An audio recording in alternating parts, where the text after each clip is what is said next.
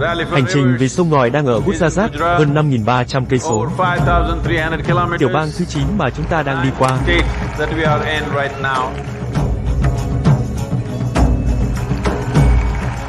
તો એ વખતે તો ભગીરથ થઈ ગયા, પણ આજે કલિયુગની અંદર સદગુરુ રૂપી ભગીરથ આપણને મળ્યા છે. અને આ ભગીરથ નીકળ્યો છે ભારત યાત્રામાં કે આ સુકાઈ ગયેલી શુષ્ક નદીઓનું પુનરુજ્જીવન કેવી રીતે થાય. આપણે એક એવો ભગીરથ પહેલા પાક્યો હતો કે જે હિમાલયની અંદરથી કોઈમ્બતુર સુધી ગંગા નદીને અવતરણ કરાવ્યું હતું. આજે એક એવા ભગીરથ નીકળ્યા છે જે ભગત સામેથી માથા સુધી જાય છે.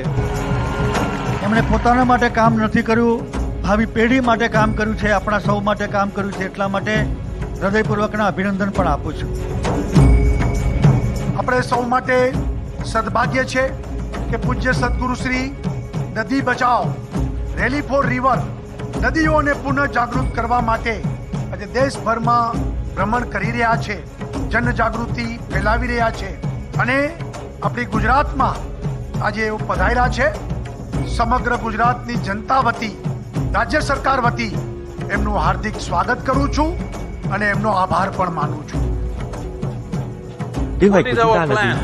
Có phải kế hoạch của chúng ta là tự hủy diệt chính mình? Đây là điều tôi muốn biết. Mọi người nghĩ đây là cách duy nhất bạn có thể phát triển. Điều đó không đúng. Kinh tế và sinh thái không nhất thiết phải là một mất một còn. Chúng ta có thể phát triển kinh tế theo một cách nhạy bén với sinh thái. Điều này hoàn toàn có thể làm được. Đó là mục đích của cuộc hành trình này. Rằng chúng ta muốn vận hành nền kinh tế của mình một cách nhạy bén với sinh thái. Bạn là người Hindu, bạn là người Hồi giáo, bạn là bất cứ ai. Bạn uống nước, tôi tin là vậy. Vậy thì bạn phải vận hành vì sông ngòi.